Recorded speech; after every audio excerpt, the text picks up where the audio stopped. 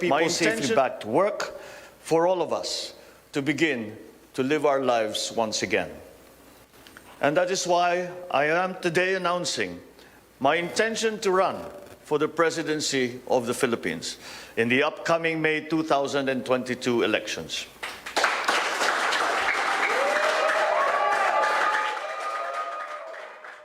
We have yet to know if the tagline "Unifying Leadership" is a response to those who are strongly opposing his candidacy, especially the anti-Marcos crowd. His announcement came after weeks of rumors of a possible tandem with Davao City Mayor Sara Duterte. It was even dubbed by his sister, Senator Amy Marcos, as a quote, "marriage made in heaven." Marcos has the so-called solid north, while Mayor Duterte has strong support in Mindanao. With Marcos's declaration, however, we're not sure if the reported tandem is even possible. He has also yet to reveal his running mate for vice president if there will be one, although supporters are not giving up and still hoping Mayor Duterte will run with BBM soon.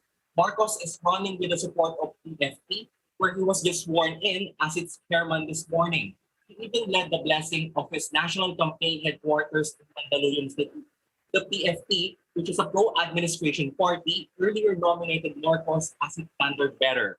The son of late strongman Ferdinand Marcos just left Nacionalista Party after a decade of being a member. Although PFP's general campaign manager Vic Rodriguez says NP will remain as an important ally. The lawyer explains they have embraced the policy of having the broadest political alliances. Marcos lost the vice presidential race by just over 200,000 votes to his rival Leni Robredo. Marcos is now second among the possible presidential bets in the latest Pulse Asia survey. Whether or not he will hold on to his strong standing in the surveys in the coming months remains to be seen. Back to you. Rex, can you tell us what Bongbong Marcos's campaign strategy is going to be in the coming weeks? BBM's camp remains mum on their next move. He has even yet to say on when he will file his certificate of candidacy.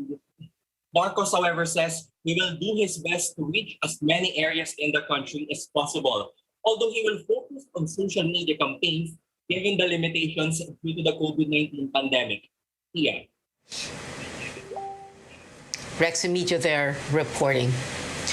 It is no surprise that social media is abuzz about Marcos's presidential run. Hashtag BBM is my president 2022 and hashtag Marcos Magnanakaw were among top trending topics on Twitter. This netizen sees hope for the nation, saying, quote, Marcos pa rin. Another one says she wants to experience how the Marcoses lead the country.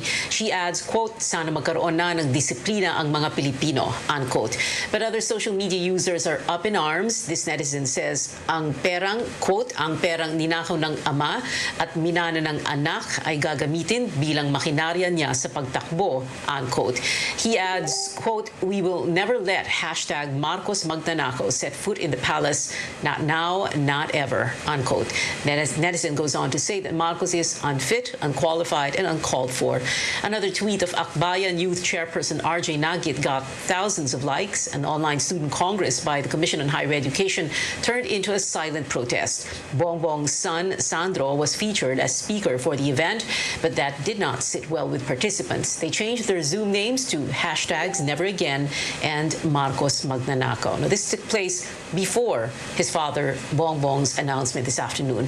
The younger Marcos is seeking a congressional seat in Ilocos Norte. The activist group Bayan also issuing a statement opposing Bongbong's presidential bid, saying it is an insult to victims of martial law during his father's regime. Now, those vying for elected posts next year have until Friday to file their certificates of candidacy. The Commission on Elections is calling on candidates for national positions to avoid the last-minute rush. Senior correspondent David Santos joins us live from Sofitel's Harbor Garden tent in Pasay City. David, tell us more about this appeal by COMELEC.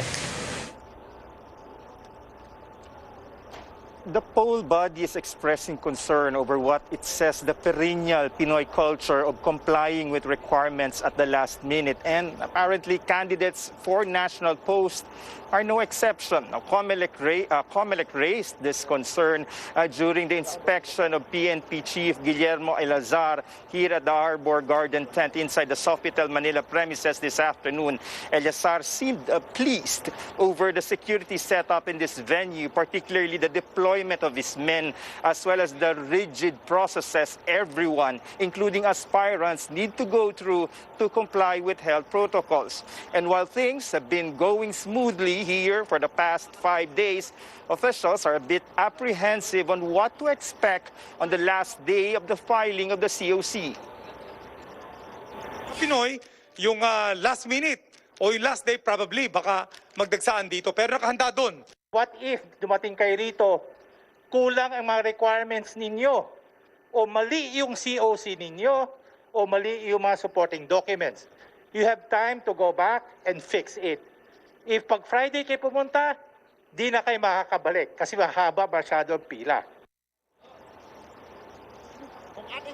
So far, 26 presidential aspirants have filed their COCs, 6 of them today. This is relatively a small number compared to previous years. In 2015, 130 filed COCs for president, 20 of them on the first day alone.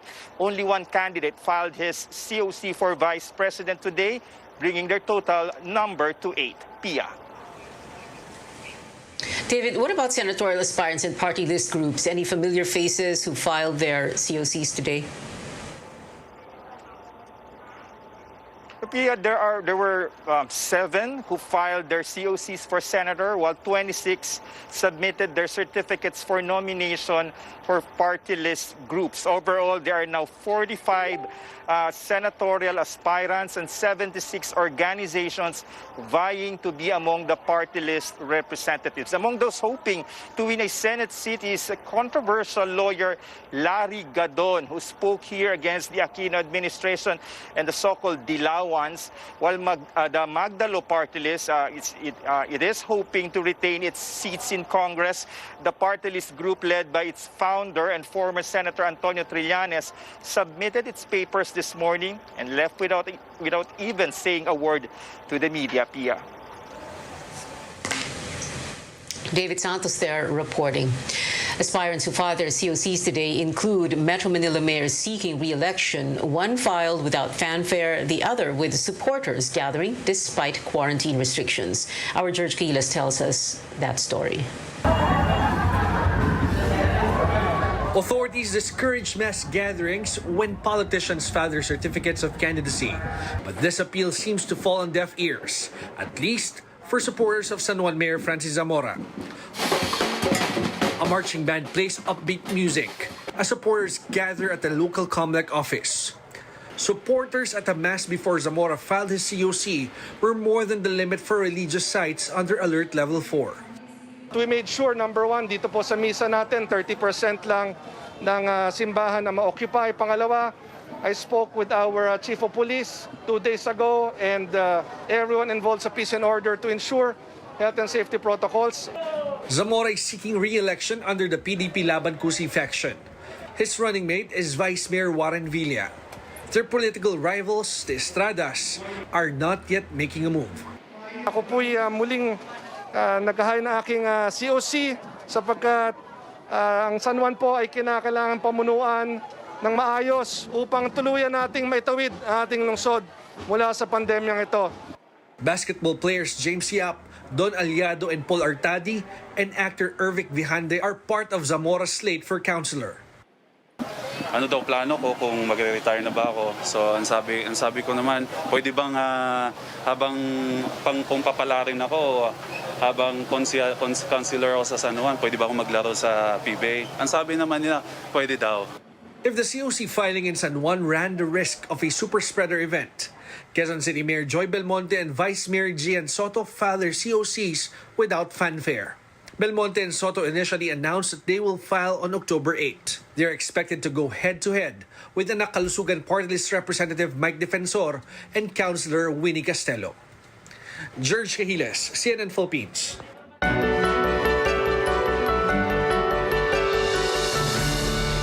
More questions than answers from the Senate Blue Ribbon Committee's hearing today as several government officials were a no-show. Health Secretary Francisco Duque and other DOH officials skipped the inquiry after attending all 10 previous hearings. The probe stems from audit findings on the agency's management of COVID-19 response funds. Senate Minority Leader Frank Drilon had some questions for the Budget Department's procurement service, but no official was present.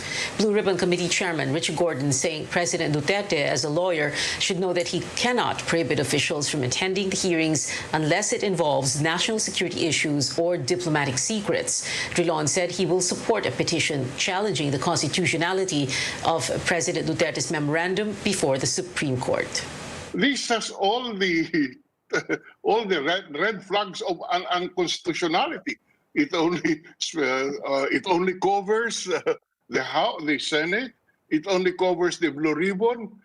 It does not cover other Blue Ribbon hearings, but only this particular Blue Ribbon hearing.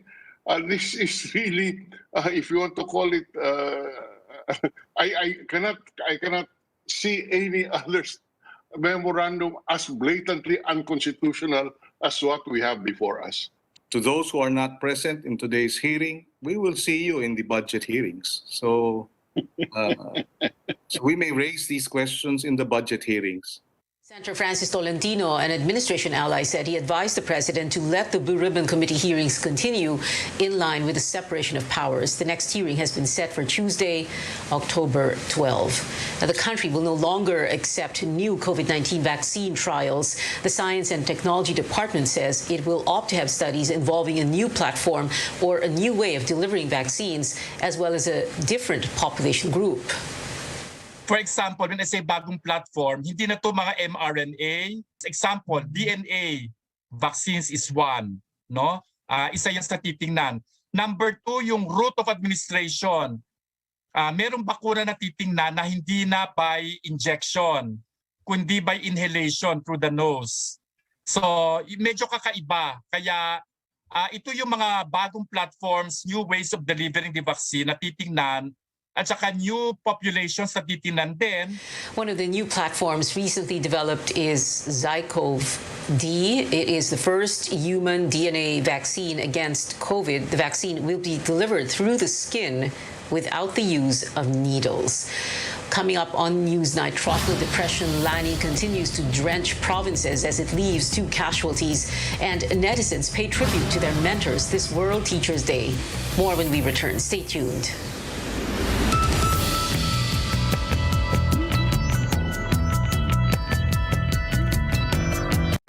Nagsimula sa isang pangarap. Ako na po, ma'am. Ika'y tutulungang ibahin ang buhay na nakasanayan. Naka 24 months ka na sa pag-ibig. May panghulog na ako sa motor. Uy, bagong motor! Gagawa ng hakbang para mapaghandaan ng forever. Ingat ka, ha? At harapin ang bukas nang may maaasahan. Simulan mo na ang forever mo ngayon. Fund your forever with Pag-ibig Fund. Register today!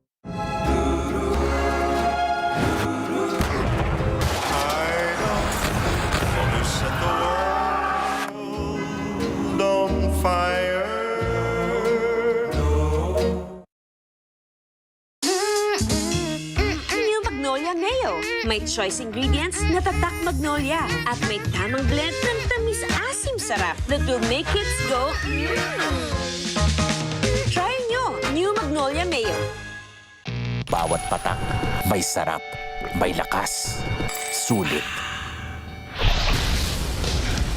Red Horse Beer.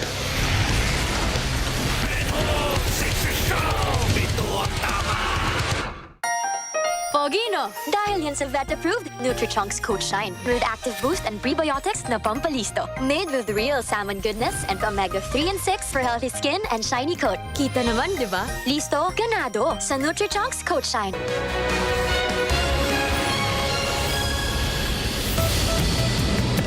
Welcome back to Newsnight, where we go above and beyond the headlines. Tropical depression Lani leaves 2 dead in Cebu province. The Provincial Disaster Risk Management Office says an Indian national drowned while trying to cross a river in Consolacion town last night. In Carcar City, a minor also reportedly drowned while swimming with her friends when Lani hit land yesterday afternoon in nearby San Fernando town. Meantime, Pag-asa says Lani is now nearly 400 kilometers west of Coron, Palawan. The tropical depression is not expected to gain strength and may leave the country tomorrow morning. Storm signals have also been lifted, but moderate to heavy rains are still forecast over Palawan, including the Calamian, Kalayaan, and Cuyo Islands. Light to moderate with occasional heavy rains, meanwhile, are expected over Cagayan Valley, the Cordilleras, Bicol, portions of Mimaropa, and Western Visayas. Breaking news at this hour: for the first time in nearly 2 months, the daily COVID-19 infections hit below 10,000. The Health Department recorded 9,055 cases today, pushing the total number to over 2.6 million. Active cases are at over 103,000. No update on the number of deaths again today because of technical issues with the COVID Kaya system. Now, a survey showing a significant decline in Filipinos' approval of the Duterte administration's performance in key national issues. In a poll conducted by Pulse Asia, the government had the biggest drop in its handling of rising prices of goods and services, or inflation, which went from 63% in September last year to 37% last month. In efforts to control the spread of COVID-19, approval ratings declined from 84 to 59% in the same period. Results also showing a 25-point drop for issues like fighting graft and corruption in government and increasing workers' pay. The administration's performance in reducing poverty, meanwhile, fell by 24 points. The administration still enjoys majority approval ratings on fighting criminality, responding to calamity-affected areas, and protecting the welfare of overseas Filipino workers, among others. The survey was conducted on 2,400 adults from September 1 to 6. Malacanang says the low approval ratings reflect the current economic situation, where millions of workers were affected by heightened quarantine restrictions. The palace says the government is ramping up vaccinations for the gradual reopening of the economy.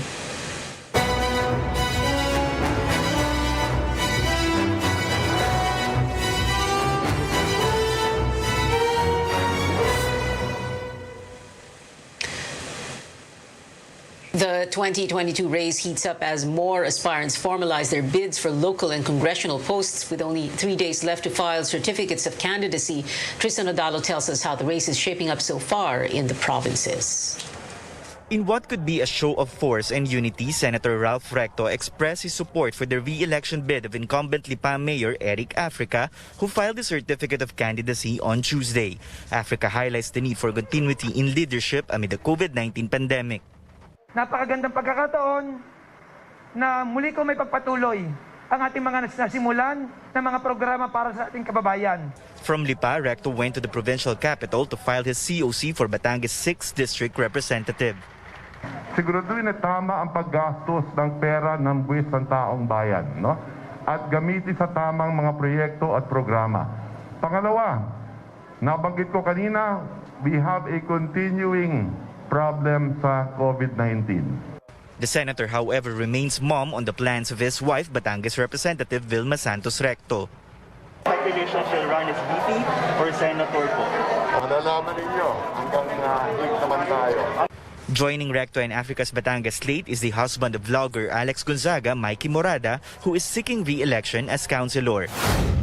Over in Laguna, former journalist and Laguna 3rd District Representative Sol Aragones is challenging incumbent Laguna Governor Ramil Hernandez. House Committee on Health Chairperson Helen Tan will run for governor of Quezon Province. She will go head-to-head with incumbent Governor Danilo Suarez. House Speaker Lord Alan Velasco, on the other hand, formalizes his re-election bid as Marinduque's lone district representative. In Cebu City, the wife of former Tomas Osmeña will be running for city mayor. If she wins, Margot will make history as the city's first female local chief executive. Meantime, celebrity Richard Yap will seek a congressional seat in the Northern District of Cebu City. This is his second try to win a House seat after he was defeated in 2019 by the late Cebu Representative Raul Del Mar. Tristan Odalo, CNN Philippines. Today, we honor teachers for their hard work amid the health crisis. AC Nichols sheds light on the challenges they face in their second year under the distance learning system in this report. For years, teachers shape the minds of children and help them discover their passions.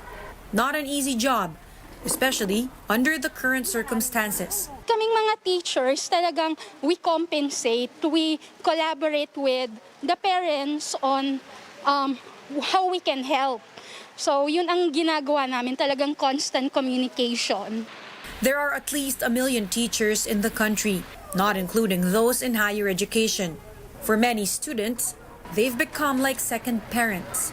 Thank you po sa pagsusuporta at sa pag-uunawa. Na kahit mahirap po yung panahon, nagagabayan pa rin po kami. Sila po ang tumuturo sa akin sa tama o mali. Sila po ang gumagabay sa mga ginagawa ko sa araw-araw. Hindi po kami matututunan dahil sa kanila eh. In the new normal, Filipino teachers don't have to deal with overcrowded classrooms, but they face new challenges. Extra expenses for internet load, poor internet connection, and a different way of presenting lessons through a screen. But some challenges have always been there. At times, they feel overstretched and burned out. Many of them accept it as part of the job. They believe it's worth it when they see students moving up. Nasusurvive namin dahil siguro dahil sa alam naman pag teacher ka, masyado ka resourceful ka, di ba? Kahit anong paraan gagawin mo talaga para kahit papaano maitawid mo yung hirap na dinadanasan mo. In the meantime, teachers continue to demand higher wages and overtime pay. Amid the 2022 budget deliberations, they also appealed to Congress to give the Education Department a higher budget so that the agency can provide teachers the support they need, such as gadgets and other tools necessary in distance learning. Ngayong new normal, nahihirapan pare-pareho. Pero kung talagang mas maraming suporta, both financially and also yung hindi late ang pagbigay ng mga kailangan namin, talagang malaking tulong yun eh. AC Nichols, CNN Philippines. As education remains in the blended learning or mainly online setting, so do tributes to remember our mentors and their unforgettable one-liners on World Teachers Day. On CNN PH Asks, netizens shared some of their favorite quotes from teachers. One Facebook user brought up the classic "get one whole sheet of paper" line, the telltale sign of a dreaded quiz. Another netizen recalls a teacher's challenge with a quote, "You look intelligent, all of you, but that remains to be proven," unquote. And a comment recalls the popular announcement that never fails to get students to celebrate, "Walang pasok bukas, may seminar kaming mga teachers." But now it's our turn to drop a line that all our hardworking teachers, educators deserve to hear. Thank you and happy World Teachers Day from everyone here at CNN Philippines. Still ahead on Newsnight, a Filipino social media personality shuts down haters as he champions gender equality in a magazine cover. And a Broadway icon is taking his talents to the streaming giant Netflix. A sneak peek of Lin-Manuel Miranda's directorial debut when we return.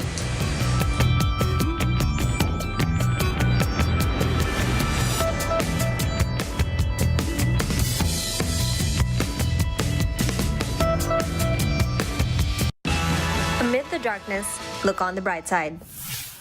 As the battle against COVID-19 continues, the fight for proper nutrition grows as more and more families lack access to healthy food. Knorr is no stranger to these health challenges.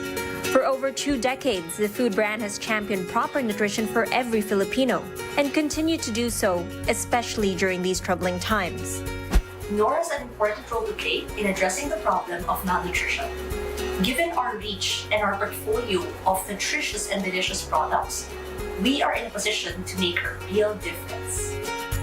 Apart from educating moms and partnering with different organizations, Knorr has also remained true to its passion for good food, by continually improving on their products to provide essential nutrients that will benefit the families that use them. From its Knorr Sinigang sa Sampalok Mix Original that now contains vitamin C, to the popular Knorr Broth Cubes that are now also a source of iron. Knorr's continuing innovation for positive nutrition is part of the Unilever Sustainable Living Plan. The company's mission is to provide a positive social impact in the markets where it operates. For more information, consumers can visit Knorr's website or follow Knorr Philippines on Facebook and YouTube. I'm Sam Tidwani, CNN Philippines. Gumagaan ang inuman pag sunbiglay. Oy, musta? Ako, stressed sa work kaya ini-imagine kong nasa beach ako. Tapos ng mabigat na araw, mag-inuman with friends and sunbiglay. Ulitin natin to. Ang alin? Imagine? Hindi, mag-inuman. Sunbiglay.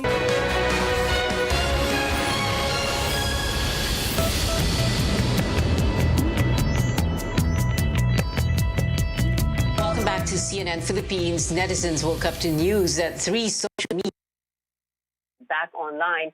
Facebook assures users that there is no evidence of their data getting compromised after a 6-hour outage. The Facebook VP for Infrastructure released a statement explaining that disruptions in network traffic because of router configuration changes caused the glitch. Users reported Facebook login and connection errors and Instagram feeds not loading past midnight until this morning. The temporary shutdown comes just days after Facebook whistleblower revealed in an interview that the company tried to hide proof that it knew its platforms were being used to spread hate and misinformation. Facebook has pushed back against these allegations.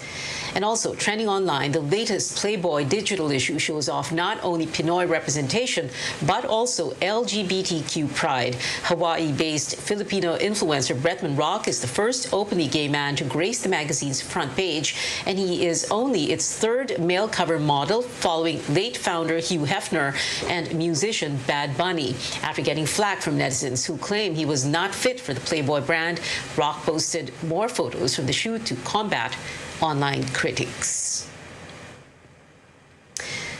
And before we go moving from the stage to the big screen, Hamilton playwright Lin-Manuel Miranda is making his directorial debut.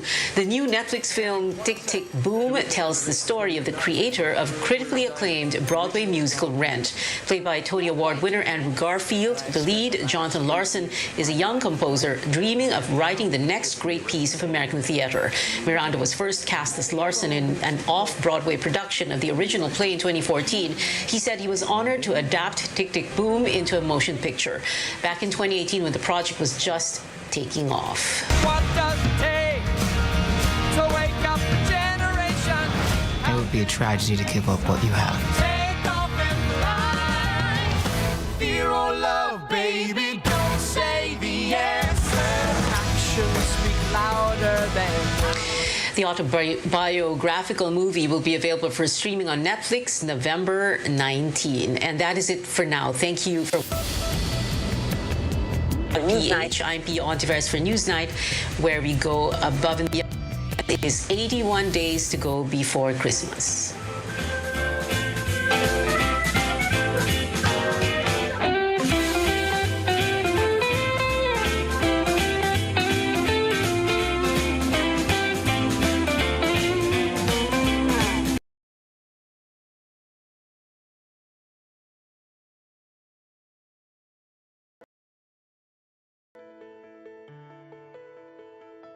You look at yourself in the mirror and you realize your eyes are red.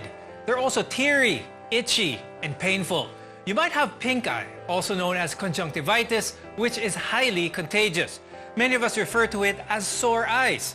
But the term sore eyes can actually mean any number of conditions caused by various factors. Here on MedTalk Health Talk, we'll talk about the different types of sore eyes, what's causing them, and how they can be treated. I'm Dr. Freddy Gomez. You're watching CNN Philippines.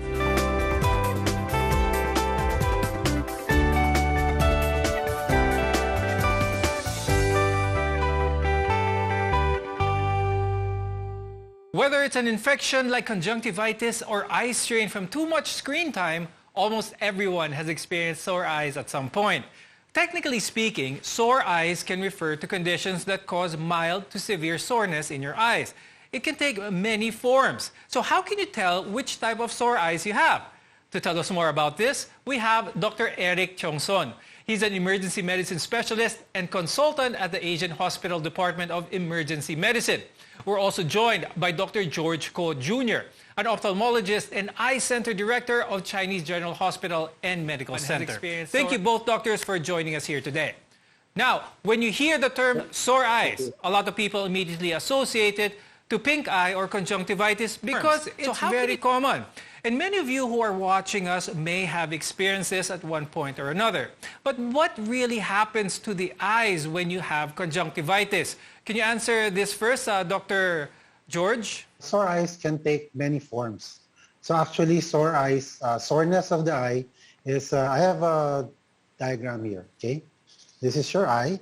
So it is enveloped by a thin membrane. And then during sore eyes, this thin membrane becomes swollen. It's red and engorged. The blood vessels are engorged. And there are many causes. No? It can be viral, which takes up about 80% of the causes of conjunctivitis, 20% bacterial. And then there are other causes like you mentioned, Dr. Freddy, from eye strain, digital eye strain, from using too much of your gadgets when your eyes get dry. And then there's also allergic conjunctivitis and irritating conjunctivitis from smoke, from dust. Okay, so ang mas common talaga, Dr. George, viral type of conjunctivitis rather than bacteria. Let's remind our viewers, Doctor, kung ano bang difference ng virus at ng bacteria? So viral conjunctivitis, well, we are quite familiar at this time, no, because of COVID.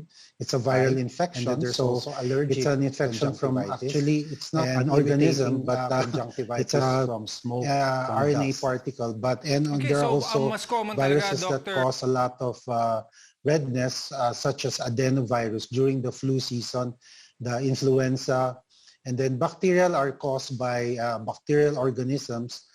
Which contaminate the eye. For example, you go swimming.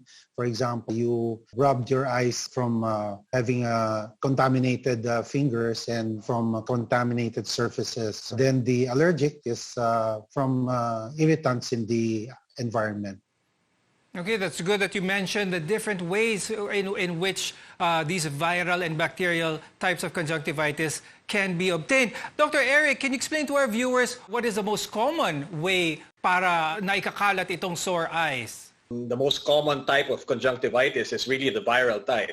And as we know right now, as we're dealing with the pandemic, a virus is caused through droplets. So a lot of times, the same way COVID is spread, viral conjunctivitis is spreading the same way. Nowadays, to tell you honestly, in the emergency room, we have seen a dip in the cases of conjunctivitis. Maybe it coincides with the fact that we've been preaching hand hygiene a lot. Viral infection is really spread through airborne particles, and whenever you cough, sneeze, touch something, and then touch your eyes, that's how you get these kind of organisms.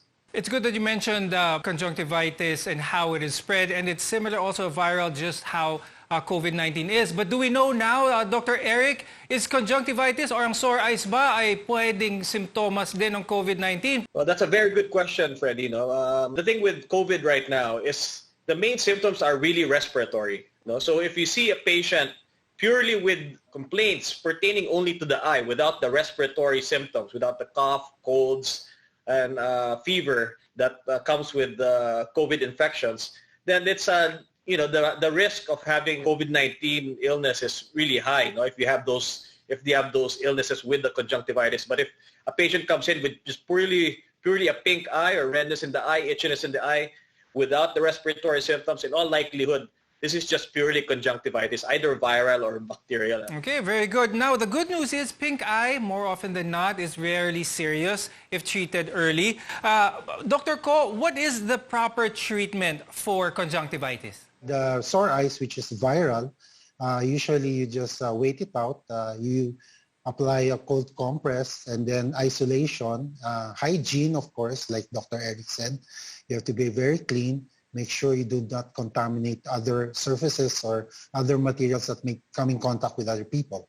For bacterial, we can use antibiotics, topical or oral treatment if needed. But both is best seen by an ophthalmologist or specialist so that they can determine which is which and what kind of treatment is best. Ultimately, practicing good hygiene is the secret to preventing pink eye from spreading. Dr. Eric, what are some of the good hygiene habits to help prevent pink eye that you can advise our viewers? Well, I mean, like I said, it coincides with the pandemic that we have now. Now, basically, if you're doing what you're doing to prevent the acquiring the COVID disease, that's exactly the ways of preventing this illness as well, preventing conjunctivitis. No? So if you just wash your hands all the time, make sure that you avoid rubbing your eye if you have irritation or pain in the eye. Avoid touching your eye, and that should prevent a lot of the complications associated with conjunctivitis. But again, the mainstay here, I mean, if you just do hand hygiene often and a lot, and you make sure that you clean your hands well, we shouldn't have a problem with conjunctivitis. And your eyes can also get strained or sore due to overexposure to screens. This is happening a lot these days, especially with our work from home setup. When you're staring at your computer screens all day or your gadgets, or many even spend hours texting away on their phones. We'll discuss this after a short break. We're your connection to healthcare here on MedTalk Health Talk. Stay with us.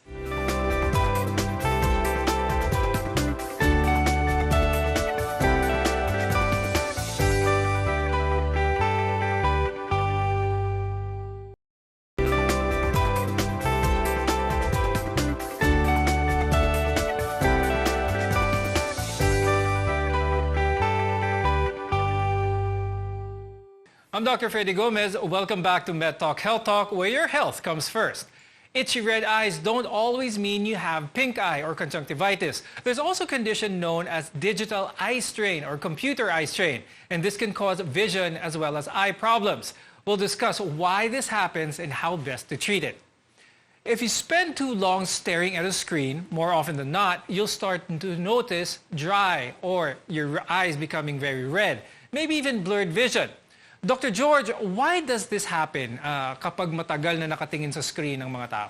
Primarily, at this time, the reason why we get this irritation because we do not blink too much, we stare too long, and then the positioning, the light source from the computer screen might be too bright. It causes strain. And then there's this, what we call the blue light effect. There's a very minimal blue light that comes from our screens, and they cause quite eye strain also, or we say eye fatigue. So there's fatigue when you're looking too long at a certain screen. Now, Dr. Eric, a lot of people who have this eye strain while staring at their screens, but what type of symptoms should they be wary about that may require more professional care or a visit to the emergency room? Well, in the beginning, of course, all these things, when you have discomfort in the eye, a little bit of redness in the eye, they all overlap. No, it could be a strain, it could be conjunctivitis, beginning conjunctivitis. But the key here is after, I guess, with eye strain, after you've rested for a while, when you wake up after a nap or after you've rested, you should feel okay. But if it persists, and of course, if, like Dr. George said a while ago, if there's some discharge which could indicate a bacterial infection, it may be time to visit us at the emergency room. Yes, that's right. So, but for any symptom or any treatment, always consult your emergency room specialist or your ophthalmologist, especially when it comes to your eyes. Now, it isn't just the long hours of screen time that causes eye strain. There are other factors that could be making your vision worse. Dr. Ko, what causes digital eye strain other than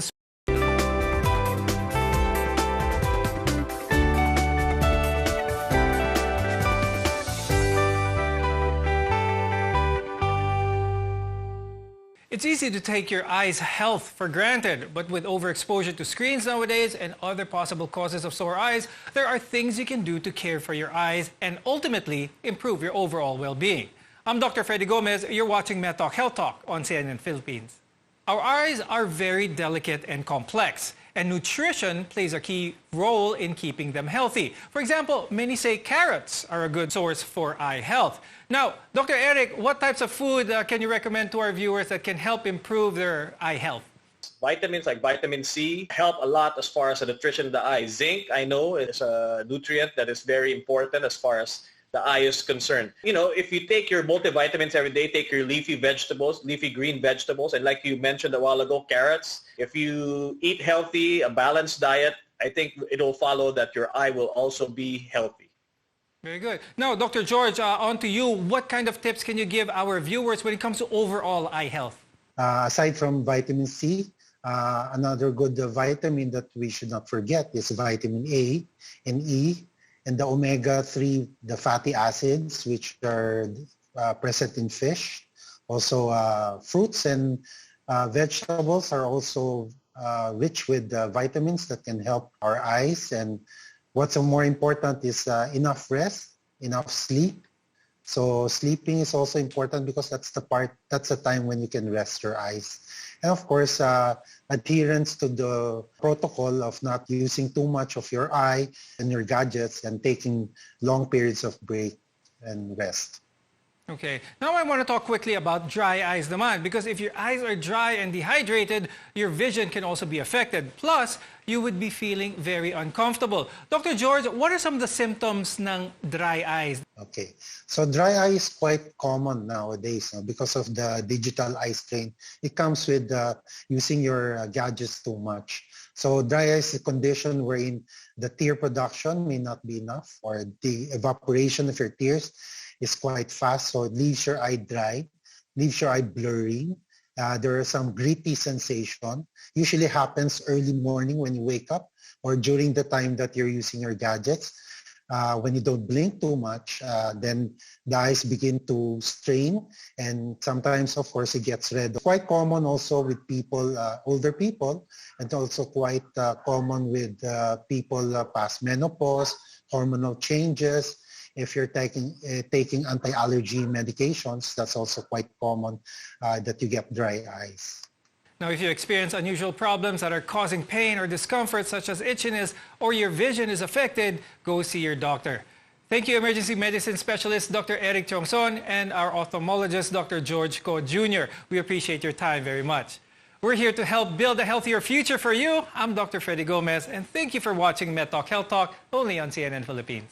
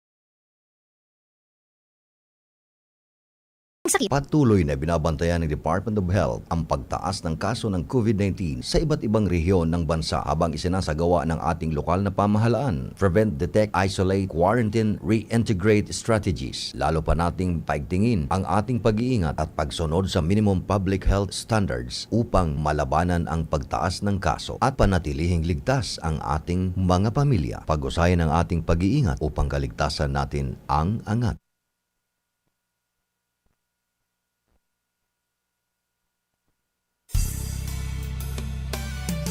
Bicolano kita, sa puso asin dugo, ipahiling ta sa gabos, sa tuyang pagkasararo. Ano man ang umagi, pirmi kitang nakatindog, ipahiling ta sa... Purunyog, rehiyong makusog, kusog, Bicolandia! Nanlalabo na ba ang inyong mga paningin? O kailangan mo ng proteksyon laban sa radiation? Ano pa ang hindi hintay nyo? Pumunta na sa The Vintage Optical. Ang optical para sa lahat. Visit us at the ground floor, Gaisano Capital, Barangay San Roque, Iriga City. We offer free computerized eye examination. Free frame. Lente lang ang babayaran. Starts at 999 complete eyeglasses with anti-radiation lens. The Vintage Optical, the widest selection of optical signature frames and sunglasses. The Vintage Optical, ang optical para sa lahat.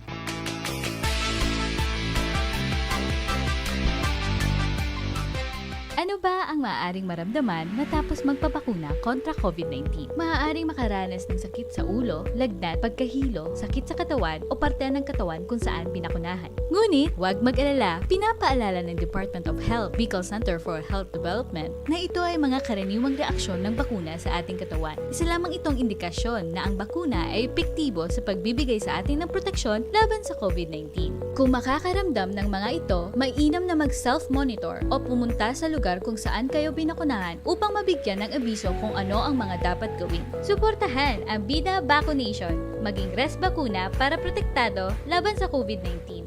Let's be the solution plus sa COVID-19. B. Bawal walang mask at face shield. I. Isanitize ang kamay at iwasan ang kulob na lugar. D. Dumistansya ng 1 metro at limitahan ang pisikal na interaksyon sa iba. A. Alamin ang tamang impormasyon.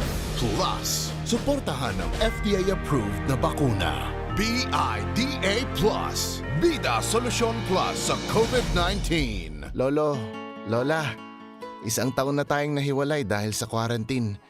Miss na po namin kayo at inyong masasarap na luto at pag-aalaga. May bakuna na raw po sa COVID-19. Kunin niyo po ha. Kapag nabakunahan na ang lahat, makakapiling na muli namin kayo. Ingat po.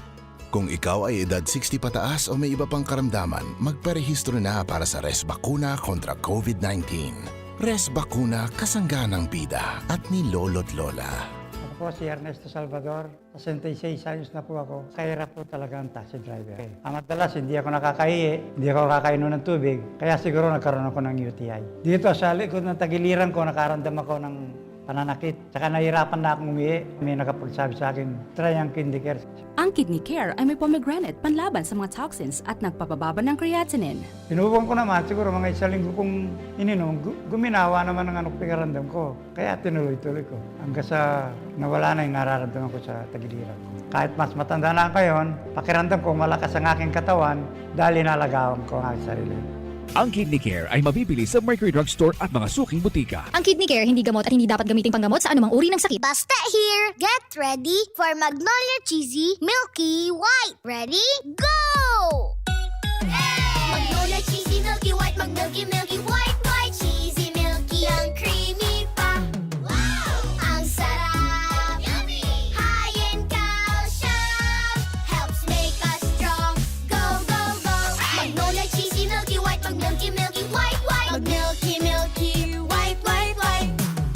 para sa lubos na seguridad ng ating bansa laban sa anumang variant ng COVID-19. Tayo ay nagpapatupad ng 10-day facility-based quarantine para sa lahat ng papasok sa ating bansa kasama na ang mga returning Filipinos. Sila rin ay kailangang itest gamit ang RT-PCR sa ikapito na araw. Kinakailangan rin na sila ay sumilalim sa home quarantine sa loob ng 4 na araw sa kani-kanilang LGUs. Hakbang na ito upang matiyak natin na ang muling pagkikita ng ating mga pamilya ay ligtas mula sa peligro ng COVID-19. Ang kaligayahan ng ating pamilya iligtas mula sa kontrabida. Kritikal ang kapasidad ng ating mga sistemang pangkalusugan para sa patuloy na kaligtasan ng ating bayan. Tungo dito, maiging binabantayan ang ating mga border at ports of entry at mahigpit na ipinatutupad ang ating testing and quarantine protocols upang maiwasan ang pagkalat ng COVID-19 variant sa bansa. Makiisa tayo sa pagtiyak ng kaligtasan ng ating border upang matiyak ang patuloy na serbisyong pangkalusugan para sa lahat ng nangangailangan. Protektahan ang ating komunidad para ating kalusugan mabigyan ng seguridad. Narito na ang pag-asa. Narito na ang bakuna. Pag nagpabakuna at patuloy pa ring nagmask, hugas at iwas, lalong maiingatan ang sarili at ang kapwa para unti-unti nating mabalikan ang buhay na kinasasabikan. Sa pagpapabakuna, ingat-angat tayong lahat. Ingat-angat, bakuna lahat. A message from PMA, PSMID, and kapisanan ng mga broadcaster ng Pilipinas. Sa bakunang parating, aangat ang pag-asa. Malalabanan ng pandemya. Aangat rin ng kumpiyansa. Pag nagmask, hugas, at iwas pa, mababawasan na ang kaba. Sa iyong pagpapabakuna, maiingatan ang sarili at ang kapwa. Pag nagpabakuna, ingat-angat tayong lahat. Ingat-angat, bakuna lahat. Ako po si Emmanuel H. de la Sala, taga Barangay Bapor, Masbate City, BS Ed English sa Liceo de Masbate. Nagapasalamat sa ako Bicol Party List kan Congressman Elizalde Esco kag Congressman Alfredo Agar Bin Jr. paagi sa oportunidad na makabaton sa educational assistance bilang suporta sa akon pagaklase sa kolehiyo. Kag ini magiging paagi na matupadan akon pangarap kag mabuligan ang akon ginikanan. Sana damo pan iyo mabuligan. Mabuhay ako Bicol Party List. Ako Bicol Party List. Katabang na, kasurug pa. Kung ikaw ay may problema sa kidney tulad ng kidney stones o bato, impeksyon, nagpapadialysis, sakit sa pag-ihi, kidney failure at iba pa, subukan ang Kidney Care. Si Ernest Salvador, tagalo ako ng taxi driver. Napakahirap po talaga ng buhay ang taxi driver. Minsan naranasan kong pasero ko, gusto kong umihin, hindi ako makahiya, gawa ng may sakay ako. At hindi ko tagal, naramdaman ko na lang na medyo sumasakit ang tagiliran ko. Ginawa ko, bumili ako ng Kidney Care. Ito po, katunayan, gumanda na ang aking pagkarandam. Tuloy-tuloy na po ang aking trabaho. Kaya maraming salamat po sa Kidney Care. Ang Kidney Care ay mabibili sa Mercury Drug Store at mga suking butika. Ang Kidney Care hindi gamot at hindi dapat gamiting panggamot sa anumang uri ng sakit. Bilang isa sa mga pangunahing susi upang mapagtagumpayan ang ating laban kontra COVID-19, ang ating programa sa pagbabakuna ay umaarangkada na sa iba't ibang bahagi ng ating bansa. Sa kasalukuyan, higit 8 milyon na ang nabakunahan sa first dose at higit 2 milyon ang nakakompleto na ng second dose. Agad na magparehistro sa inyong local government units at magpabakuna kung pagkakataon nyo na. Makiisa sa malawakang pagbabakuna para sa ating kaligtasan ay makamit na. Sa ating pangarap sa mga pagsubok na dulot ng COVID-19, hindi maikakaila na bukod sa banta nito sa kalusugan, maaari rin itong magdulot ng pasanin sa ating mental health. Kung ikaw ay nababahala at nakakaramdam ng pighati, takot at matinding kalungkutan, tumawag lamang sa 1553-0917-899 usap 8727 o sa 027-989-USAP-8727. Bukas ang mga linyang ito na handang makinig sa inyong mga dinaramdam. Mental health ay protektahan para sa magandang kinabukasan. CNN Philippines Hour sa RPN-DZKI-IRIGA alas 6 hasta alas 7 ng manggi, Lunes hanggang Biyernes. CNN Philippines Hour.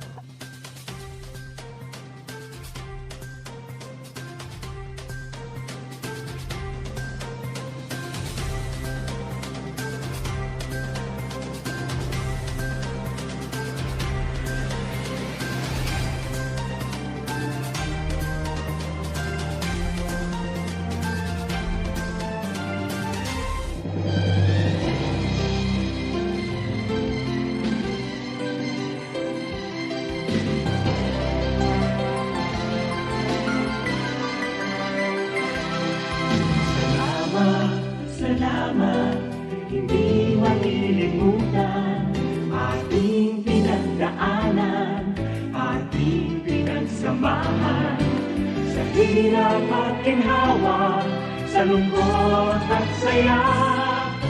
Salamat, salamat, salamat sa RPN. Noong simula pa lamang, kayo ang naging magulang. Sa aking bawat hakbang, turo nyo'y tamang daan. Sa aking mga pagsubok, kayo'y laging tumutok. Kayo na ang laging kapay, hanggang sa magtagumpay.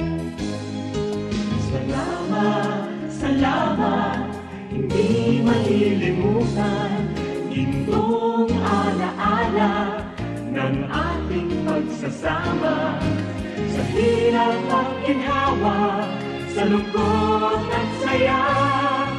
Salamat, salamat, salamat sa RPN.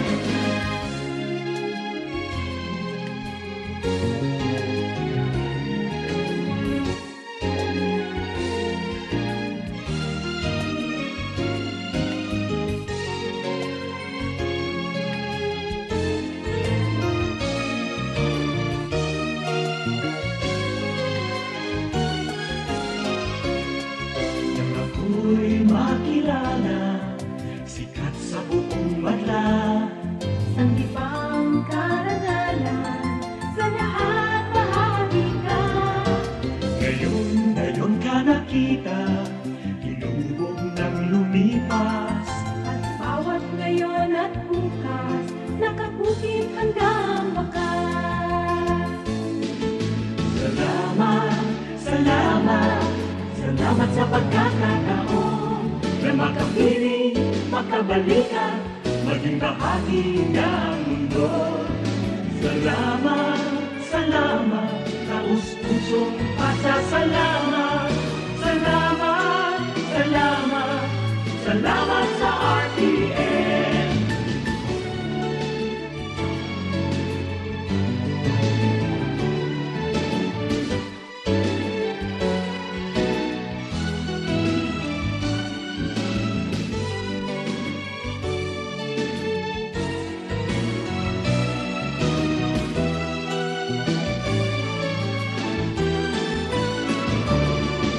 Salamat, salamat, hindi malilimutan ating pinagdaanan, ating pinagsamahan sa hirap at ginhawa, sa lungkot at saya.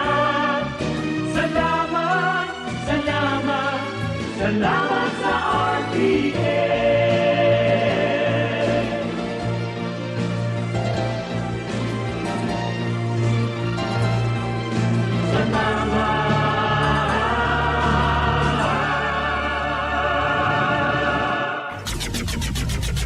RPN Provincial Stations.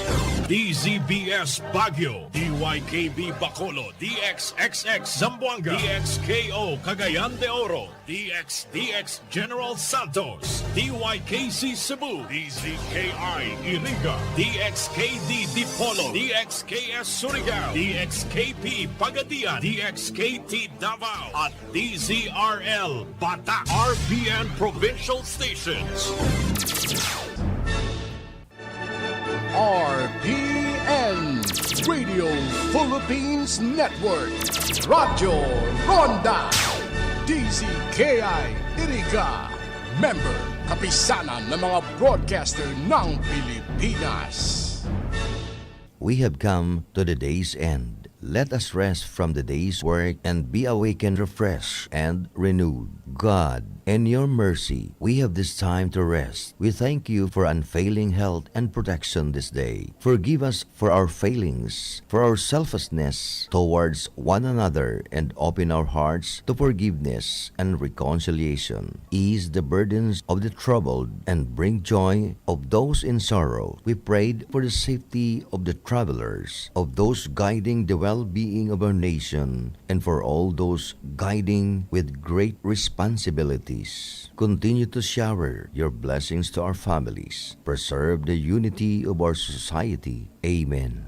You have been listening to DZKI-IRIGA Radio Ronda, a commercial radio broadcasting station owned and operated by Radio Philippines Network Incorporated as authorized by the National Telecommunications Commission with license number BSD-0029-2021, effective on January 1, 2021, valid until December 31, 2023. DZKI-IRIGA Radio Ronda operates daily on 1332 kHz with a power of 1,000 watts. This station is under the supervision of RPN Engineering headed by Engineer Joar C. Malnegro, ECE number 11753. Its operation and maintenance are carried out by the following electronics and communications engineer and first-class radio telephone operators duly licensed by the Professional Regulation Commission and National Telecommunications Commission. Abi Lindon C. Toralio, ECE number 36558, Jameson T. Oco, 94-1PV 3794, Charlie P. Buena Obra, 93-1PV